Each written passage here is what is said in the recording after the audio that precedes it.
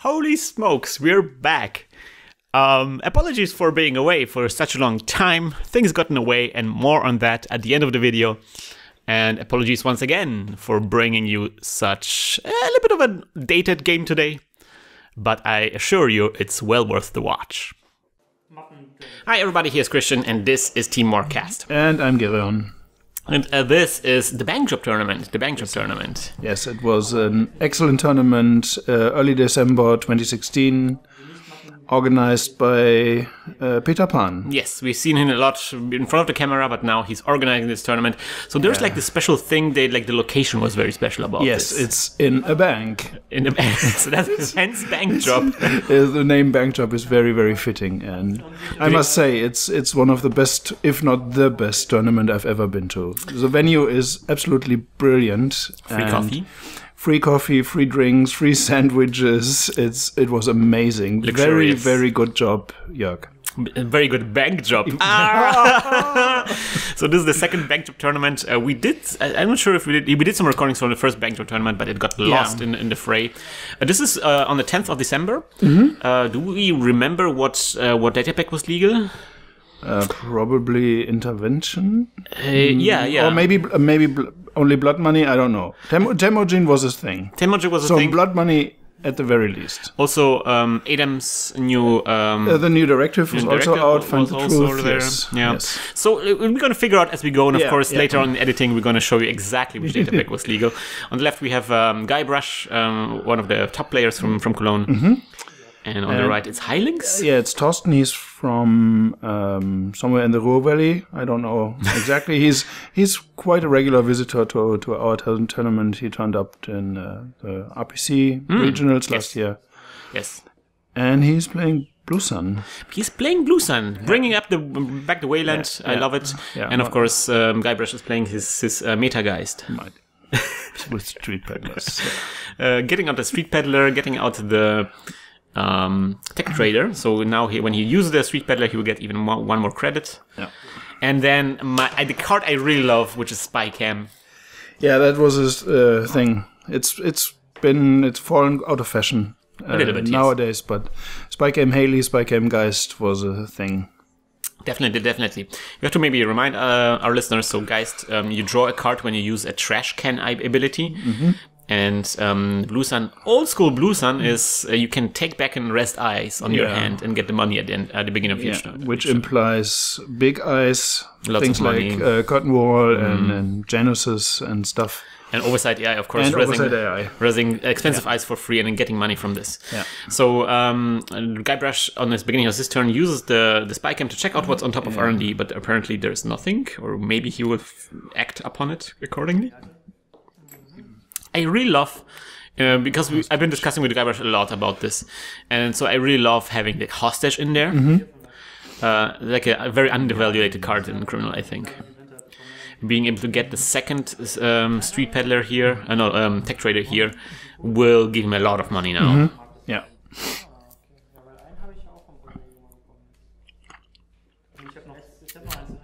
There's a lot of talk here. I think they're not sure what they're doing here. I think maybe they're discussing deck choices. It was very relaxed. The two guys were very, very relaxed. Also, something we forgot is the second to last turn of Swiss. Oh yeah. First game. We played 4 or 5 rounds of Swiss. Yeah. And it basically was a casual tournament. It was privately organized, no official prize pool or anything like that. But you could win with beautiful playmats, couldn't you? We have these beautiful playmats that Jörg had produced for the tournament, and some nice cards, choice singletons from the World Champions decks, so you can complete your collection playsets. Yes, it was very nice. So consulting visit for Oversight AI. That's an interesting choice. Yeah. I love it, and especially putting it on a blank remote. So do you as a runner really want to run there and destroy it? Yeah, Guybrush is not really in a position to do that. There's no breakers. He has 2 credits also to his name, so that's not a lot. He actually uses the same old thing for something, not sure exactly what. For another hostage. Another hostage. Wow. Is he getting out his third Tech Trader? I might, or maybe a second Street Peddler? Maybe Street Peddler, yeah. Clearly he's looking for things. I'm not sure if it's efficient because he has to pay an additional click for the it's double the hostage thing, so it's 3 clicks for this, I guess, right? Or 4? Yeah, it must be 3 clicks. Because same old thing is 2. Yeah. And then pay the additional cost for pay all costs. Yeah. Yeah. And I think he installed it even, so it's actually his entire turn for this. Yeah. So quite an investment here, but let's see. Okay, so it is a street peddler. Also, I really like the forger as a console choice here. That's pretty obvious in Geist, isn't it? Yeah, well, it gives you the extra link, so that's nice. Yes, plus you can trash it. You can trash it, so that also triggers Geist and detect. Yeah. No, not detect traders, but the Geist ability. Yeah, the Geist ability. Yeah. Yeah, and also detect traders. You can. It also triggers detect traders, and also your breakers. The Geist breakers are the cloud gets activated. Yeah. So there's a lot of upside to this. But on the other hand, you lose the console. And the console doesn't really have like a special. Like it doesn't even have MU. Gives you 1 MU. Forger does is it? 1. No, Forger is 1 link. And right? Avoid attack or remove attack. Yeah. So usually people like to go for Desperado as well, and then maybe get the link out some other way. Yeah. But I think in like an attack heavy meta, especially against Blue Sun here, who wants to maybe go do like a sea source or something, that's really nice. Right, so blank install for Hlinks. Ooh, double advance. Oh wow. Yeah, that's the mid-season threat right there. Yeah. Come at me, bro. Do you want to have 20 tags after we're done? Oh, this is really bad. So Guybrush responds by installing a Fall Guy and popping it immediately. Maybe there's some kind of answer here. Temujin might be a good answer, actually. Using the Street Peddler for Temujin now. Yeah, it makes it 1 cheaper. So it costs only 3. And then he gets 2 credits from this, so actually it costs only 1. Yeah. Oh, and he puts it on HQ. That's fascinating. Yeah. This is really tough now. If this is like a what's the agenda? Posted bounty. Then Guybrush could be in a bit of a trouble. Although he does have the Forager, so 1 tag is not that big of a deal. The sneak door from the other street peddler. The street peddlers are really paying off right now. This is good. And then he gets the money from the street peddler to pay for the sneak door. No, I understand. That's why he put Temujin on HQ. Yeah, so now he can like run twice or thrice on the HQ and get the money from this, and also access a lot of cards. We've seen what was that card again? It was too fast for me. I didn't see it. I think that was the one when you shuffle back the Jackson, basically the neutral Jackson that we just saw. Preemptive action. Yeah. And then another consulting visit. So Hlinks can get whatever operations he wants from his deck. I think there's one more run. Wouldn't you run on HQ, or would you check out the card? That's the question that I think Guybrush is thinking now. Do you want to score? Would he win the mid-seasons? No, he wouldn't. He wouldn't. He would be tagged afterwards. So, I was just going to say, I would probably let it slide on the runner's side as well. Yeah, he goes just let him have the agenda. Yeah, there's like nothing that he can use to kill him. Like there's no breaking news. Yeah. So 1 tag is something that Guybrush can deal with. Yeah. What's the worst thing this could be? Over advanced Atlas? That's, bad things happen when you say that word, that sentence. What's the worst that can happen? I know.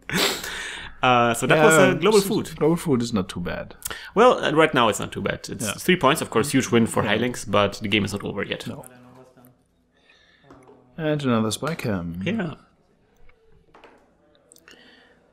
Showing sadly we can't see the camera. Some people show the cards too high and then the camera doesn't catch that.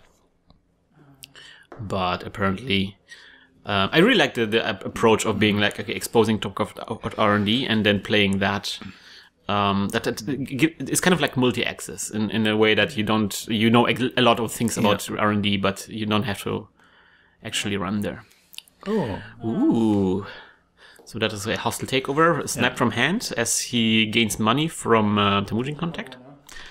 I kind of like how Hlinks, because he wanted to score this agenda, he wasn't able to protect HQ. So now this Temujin goes all the way through. Okay, it's not The size is a 3. I give up. I don't care what the dice says. So that was another preemptive strike. Yeah. Ne, es war zweimal Sneak Door, also der erste war Spycam, Peddler, zweimal Sneak Door. Spycam war ja. There's another peddler out. Ich habe die installiert direkt raus. Ach, deswegen habe ich die. So the third peddler now. Guybrush with some good draw right there. Hlinks not very happy about what he just drew. Or maybe he is. He said cool. Right, yeah, there goes restructure, so we have like what, 22 credits? Then creating a server there and installing something, yeah. It's difficult. Hlinks, I think, still... No, he's not ahead anymore in credits. The Guybrush caught up to him, but he has no breakers. And if that's a curtain wall, then he won't be able to get in. And most of the Wayland ice is basically gear checks. All right, there's the curtain wall. And the run. And the run, yep. There was a spike, but the spike can't break the curtain wall. The strength is just not there. We also see a mongoose. Mongoose is one of the best sentry breakers. Definitely one of the best cards of the year. Very, very strong, and then good thing in Geist 2, because you have other sentry breakers usually, and so the fact that it just breaks one ice is not that big of a deal. Oh, it's not an agenda after all. Maybe not. There is no score, and also interesting that Hlinks did not choose to get back the ice. Oh, maybe it is. Maybe it is. Oh wow. I guess he decided that it was safer to keep the curtain wall rest. Yeah. So that is going to be a crowbar. So now all the ice can be broken. We have code gates. We have barriers. Yeah, but he doesn't get up to strength, does he? Yeah, of course. Like strength 3 is the most you can get. Yeah. So, das war kein Klick. Genau, eben. Ich bin mal für den ersten den Fall Guy. Okay, another fall guy. I like how fall guy basically becomes an operation here. Yeah. It's a pretty good operation too. Draw a card and gets up to 3 credits.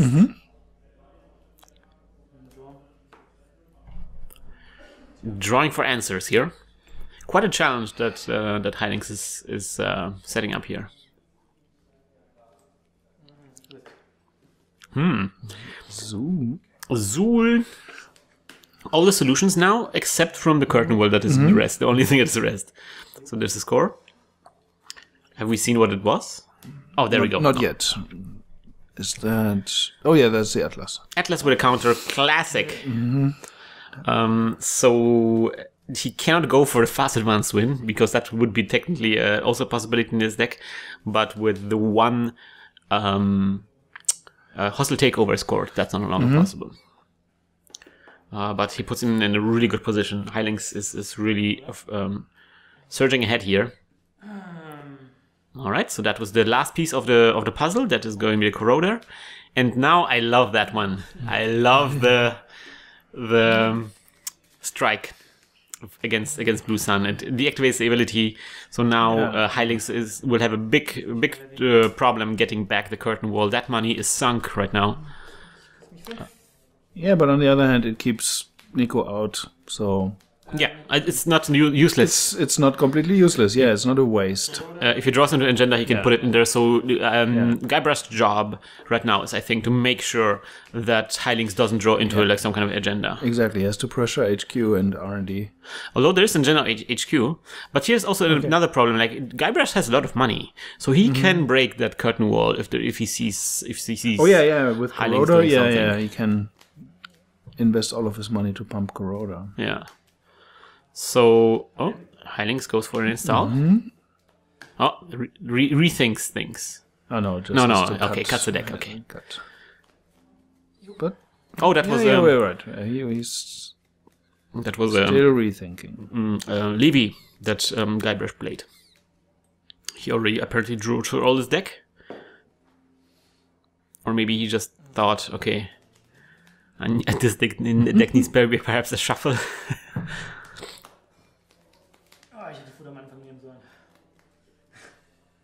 Install? Wow.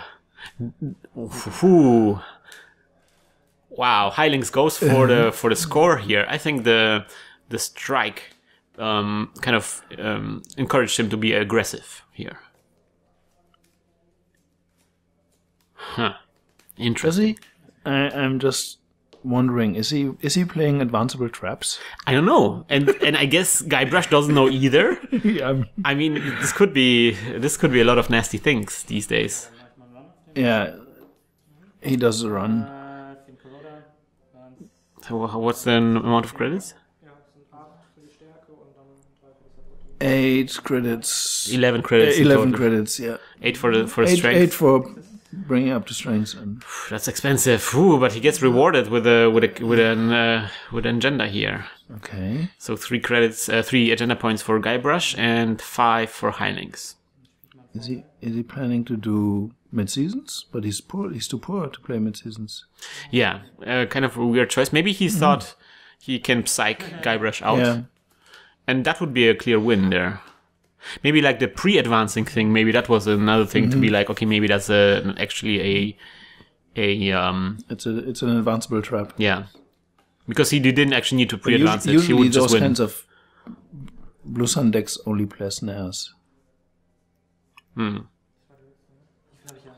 Yeah, there's some you could put in something like Ghost Branch. You could also have I always find Junebug a viable alternative. Junebug is also great. Very, very effective. You can also use the Sharpshooter, I think. Not Sharpshooter, Contract Killer. Contract Killer is also great, yes. Right, using the Street Peddler to install a same old thing. Apparently nothing else on the Street Peddler. Guybrush is still ahead in the money. But barely. If Hlinks manages to get out perhaps one of the hostile takeovers, then he could get back the curtain wall, and then things would change dramatically. He could also be playing stuff like scarcity of resources or even paywall implementation. Maybe purely as a counterspell. Yeah. To get rid of any currents the runner has played. Definitely. I think it's a good idea, especially in Wayland, to add. There's some really good currents for Wayland. He decides to use the Atlas counter to actually get that's the most likely tells us he doesn't have any currents. Yeah. It's probably a good choice here to get him some money, to get back the curtain wall, to bring him back in an economy game, and it's a huge threat for the Guybrush right now. Also, he's on 6 points right now, so the next hostile wins him the game. That's true. All right, so he can will through hostile takeovers. So I misspoke previously.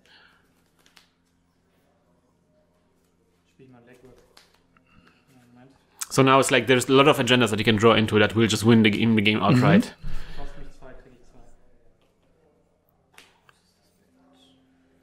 Okay, just run on HQ. Yeah, with the legwork. That's interesting. Hlinks decides not to res. Consulting visit is not good. We knew already that consulting visit was there. Second consulting visit.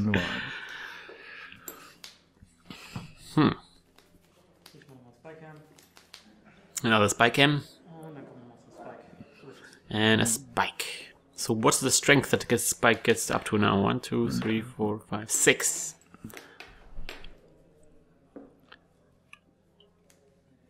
Not quite in curtain wall range yet, but and he will get there.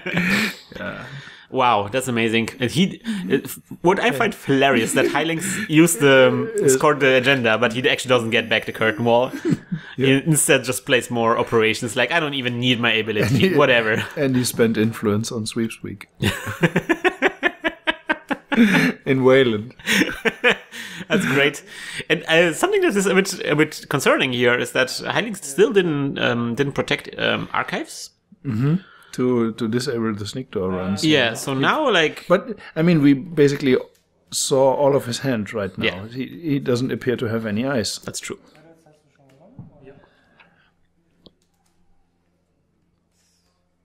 This is full What a of surprise. consulting visits. He played already once, so these all the 3 consulting visits are on his hand. Yeah.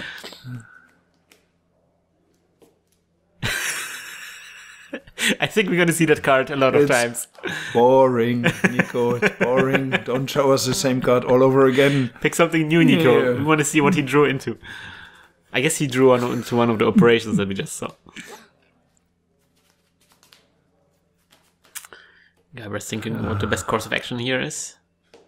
Another sneak door. That's it. Sneak door run. Show us another consulting visit, Nico.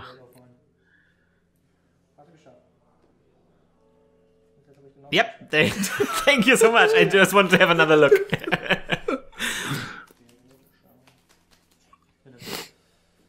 Well, at least he gets money for it.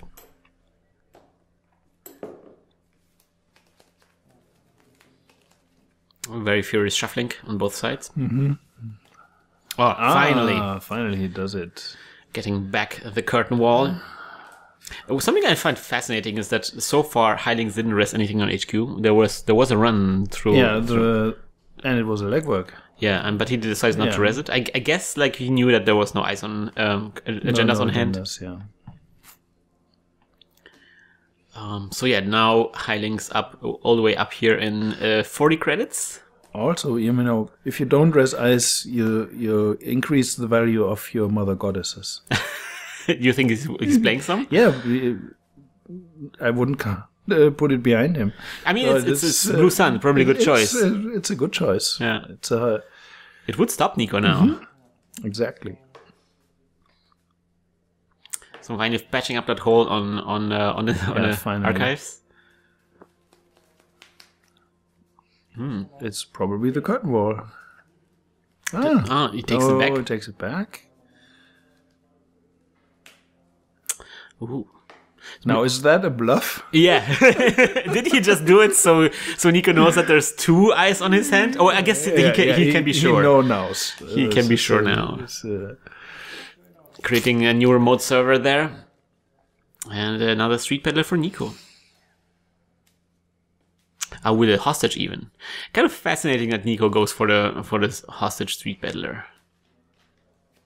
That street peddlers are that important to him. Yeah, I think it's because they allow him to do stuff instant speed. Yeah. It's really, he gives him really money, important. gives him cards. Yeah. It's really nice.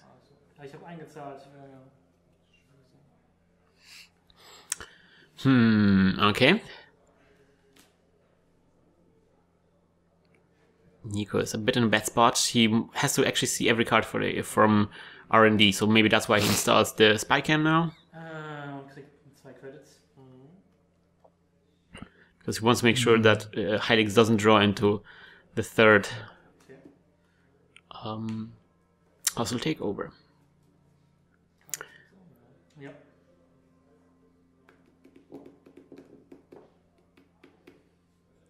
Nico. Okay, he casually runs on R&D now. Maybe he saw an agenda there. No res? No res. Wow. Hlinks with a... Oh, that was a boom. Getting rid of that boom. Of course, we saw that Hlinks does have archive memories on hand. Mm-hmm. So that boom will return if it's needed. Running once more. And seeing a curtain wall there. Yeah, he just said, I'm just digging for the hostile takeovers. Yeah. This runner is in a bad spot. Oh, oversight AI again. I like that there's also like Quandary on hand, which does nothing right now. There we go, oversight AI in the curtain wall. Yeah, I think the mid-seasons plan is now. But mid-seasons is irrelevant now. Oh no! It's not. It's not. No, it's not. Yeah, maybe. I'm stupid. He's close to. He probably, if he sees the agenda, he can score it. He will probably go for it. Except maybe if it's food or. That's true. So run on the R&D, and that is going to be another curtain wall.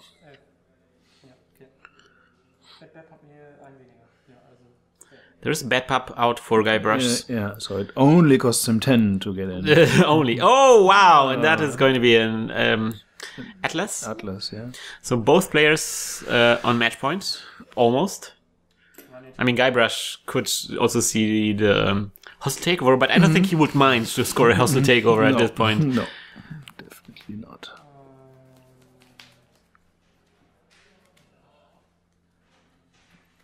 I think Hlinks is now. He was wishing he wouldn't have spent the Atlas token. Maybe, yeah. Although he wants to get something. He has a consulting visit. But with the Atlas token, he could have pulled the hostile hostile takeover. But he did use it to call the hostile takeover. So that's the thing, you know. He. I think it's interesting because I think as a corporation, this game seemed already won to me. Like he was already at match point. Everything was going peachy, and I think especially the strike threw everything kind of into question. Yeah, and then the fact that he didn't draw into any of his remaining agendas. So now Nico also knows that there's going to be a archive memories. The boom on top of R&D archives tells us that there might be more punishment, tech punishment.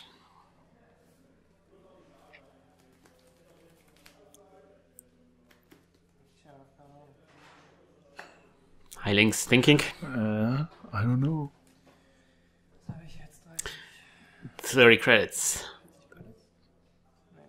24.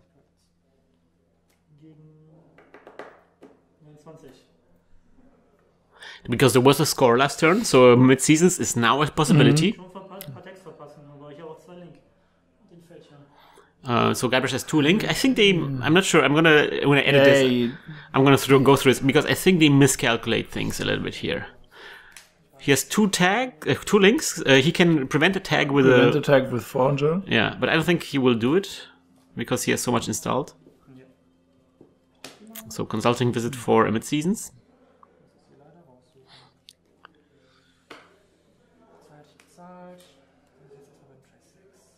Alright, so it starts at straight 6.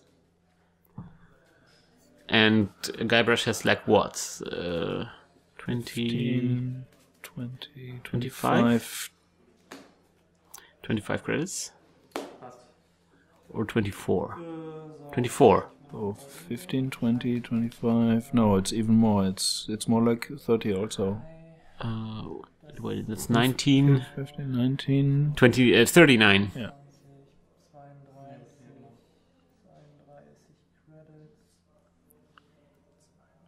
They're counting 30. 32 for some reason. There's a lot of math. That's one of those moments in Netrunner where suddenly math becomes an issue. It's not math, it's counting. Basic arithmetic.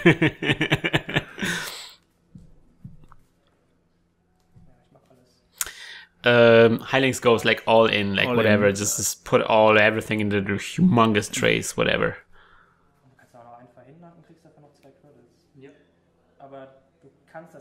So, interesting question here. Discussing whether he can spend the money that he gains from trashing Forger for the trace.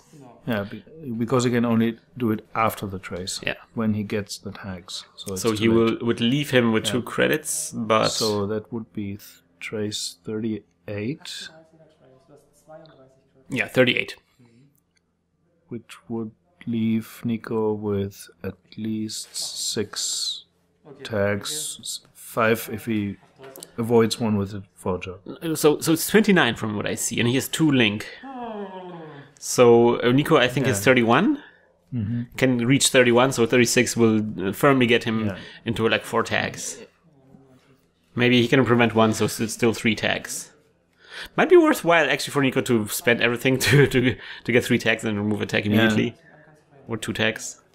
No, he can't do it, right? Yeah, he could. He could like remove the 1 tag with a forger, then click for 2 credits, and then remove 2 tags, and so that he will leave him at 1 credit, 1 tag, and so he will be outside of. But I'm not sure myself. I will do the math. These guys now decide that Nico has 6 tags. All right. As a result of the mid-seasons. Nico actually decided to invest all his money into this. All his money. So he can now get down to 5 without spending a credit. Yeah. And even gaining credits. But does that leave him with enough link? Yeah, he doesn't have enough link to maintain his then breaker he would speed. lose all of his cloud breakers. Yeah, so maybe it's a better idea to hope you don't die so long. Because the thing is, like, Hlinks doesn't have any money. But you have to assume that he has Boom on hand. And Boom is 4 credits, right? Yes, he can get back the curtain wall to get the credits. So that's the danger. Yeah, sure. So now it's preemptive action. Getting back some money. Not getting back the Boom. Well, he can get. Yeah, he has consulting visits. He has still 1 more consulting visit on hand, right? And he has the archive memories. Yes. Yeah. So the winning move will be archive memories boom, but he still has to get up to 4 credits. Yeah. And he has 0 right now. Maybe it would have been better to keep at least 1 credit around. Ja, aber ich meine, wenn ich 1-6 kriege, dann muss ich halt immer noch 4. The question is he playing, and he's probably not, but is he playing Beanstalk Royalties? Because that would be the accelerant that he needs right now. That would be really great, yes. So that means not the next turn, but the turn after he could boom. Yeah. So Nico thinking about using the forger. I think it was a mistake by Nico to prevent all the tags. I think keeping the money would have been more useful to him. He could at least run R&D. Now he can't even run R&D. And there's 6 credits. He's not going to remove the 6 credits down to 1. No, he's at least not fast enough. No. Unless there's something on hand we don't know about. Nico is now realizing his mistake. Yeah. Should have kept the money. Okay, he prevents a tag. So, and now... Or removes a tag. Yeah. Draws a card and think he has to remove some things. Okay, the sneak to better goes. And 1 of the breakers. 2. Oh yeah, he has to make move 2. He has to go down to 4 MU. Ugh. On the other hand, like, there's no money on Hlinks' side, so he won't be able to rest stuff anyway. Then we have Fall Guy. But the pressure is still completely on Hlinks' side. I mean, yeah. This turn, take 3. Next turn, take 1 boom. Yeah. Would be enough. Guybrush has like 1 more turn to live afterwards, and then he will get boomed to Kingdom Come. He could next turn remove 3 tags, but it still leaves him at 2 credits. He can't remove 4 tags. He doesn't have the money. And we have to assume he's not playing. Or maybe. What? Another levy. Another levy. Fall Guy levy. That is a weird. Oh yeah, I guess he wants to draw into something that will rescue him. That will get him out of the situation. He didn't use the Fall Guy yet. And it's interesting also that he invested the money into the levy. Like he spent 5 credits for this. Then 5 credits. That's a lot of tags that can remove with 5 credits.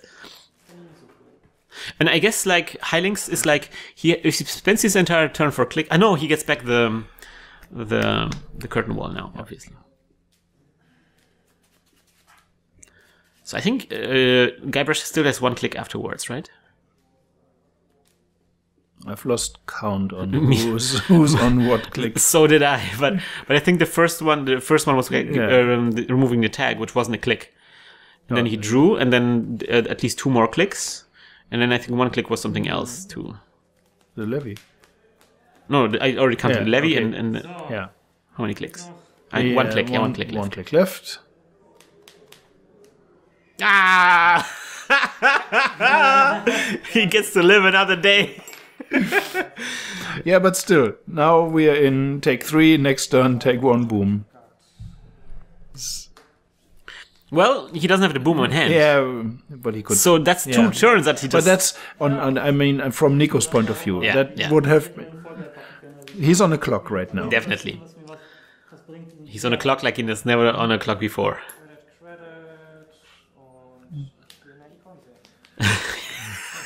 Hlinks gets 2 credits and puts more economy into his deck. He desperately wants to get up to 4 credits.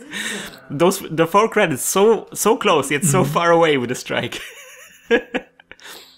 I don't think this economy will actually help him because if he has the 4 credits. Yeah, what is he playing restructure for? Does he actually plan to get back up to 10? Yeah, that's weird. That thins out his deck. I don't think that was a good. But it's kind of like we're past the moment where reasonable plays are the thing that you would expect. This game goes way too long now.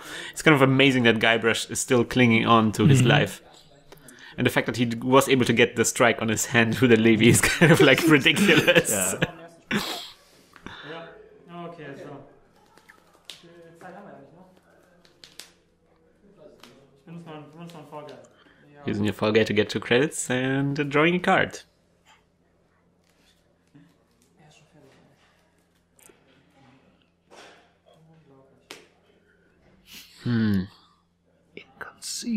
Inconceivable, indeed. How will things unfold? I wonder if he's playing a Count Siphon. Usually you want to do that in legwork. Not sure if that's the best idea. But let's do this.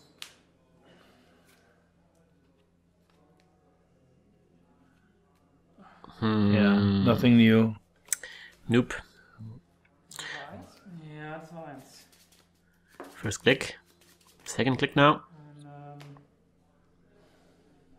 Nico, fighting.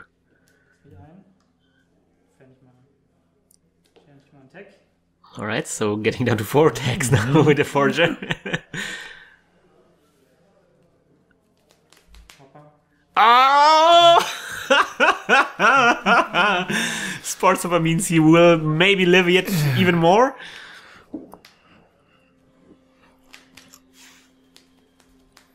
This is tense.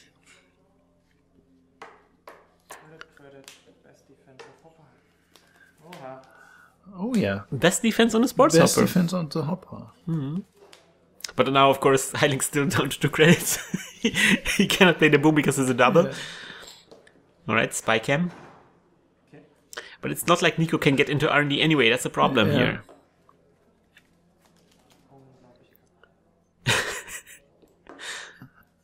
This is tough.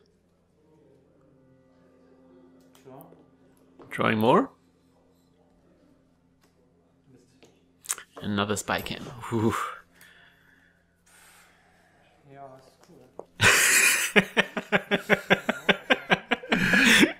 Hlinks saying, yeah, that's cool. And I don't think he really means it. No.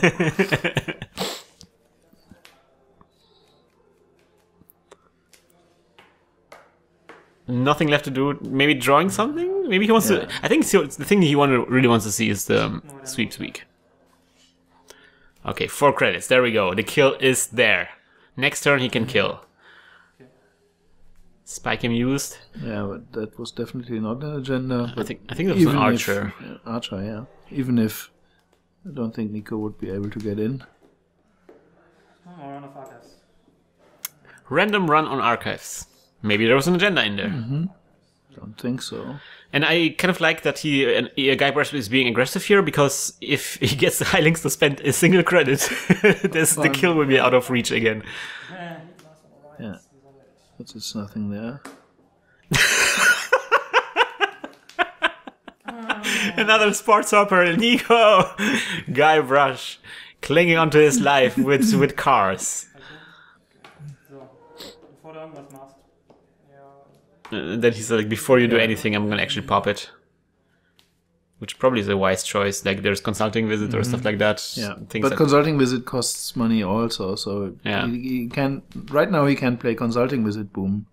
Yeah, so I guess that was a bit of a premature from him, but you never know. Wayland is not a matchup that people are familiar these days anymore. There's a lot of tricks that Wayland got, as we see. This is a bit of a ridiculous game. But, I mean, Dawson is really missing one essential trick, and that is getting rid of currents. Yeah, definitely. The current is really hurting him. That's really hurting him right now. And he's even... Who would have thought? The weakness of big... Wow. Wow, he double icing that... Starts building a remote? Is that a good moment to do that? What? Is he planning to score an Atlas behind that ice or something like that? What? What? I don't get it. Maybe he just didn't want to get rid of the cool ice and wanted to keep it around. I mean, next turn he can win. Now the Sport Stopper is gone. And he has enough credits to play the... To play Boom, if he draws into it, yeah. Well, he has Archive Memories still. Archived, yeah. Does Archive Memories cost a credit? I forgot. I don't think it does, right? No, I think it's 0. So Archive Memories Boom will be the winning move now. Credit. And then run on. Wow. Oh. Wow. Spycam and... Saw the agenda with the Spycam and ran there, and with 2 credits he had just enough to get in there. What the closest game ever. Yeah. Wow, amazing. Yeah, let's see. Oh yeah. Third one from the bottom. I think you were right. I think I saw a card that could have been the Mother Goddess here. Not the way Hlinks planned things. No, not the way not. he saw that game going in his mind. That's a very different. That game played out differently than he expected to. I really love this. I really love Blue Sun being on the top table again. I really love also how Guybrush... I mean, we have to say, because viewers will see it right now, bringing Blue Sun and Adam is excellent, and playing those 2 on the top table is quite a feat. Definitely. And also something I noticed, like that game wasn't a strategically perfect game. I think there were some misplays at given points, and maybe you can address them when I edit them. I think there was a miscount on the trace. Not sure. Maybe everything was right. Maybe, but I remember watching it back then, and it was a bit confusing what happened there.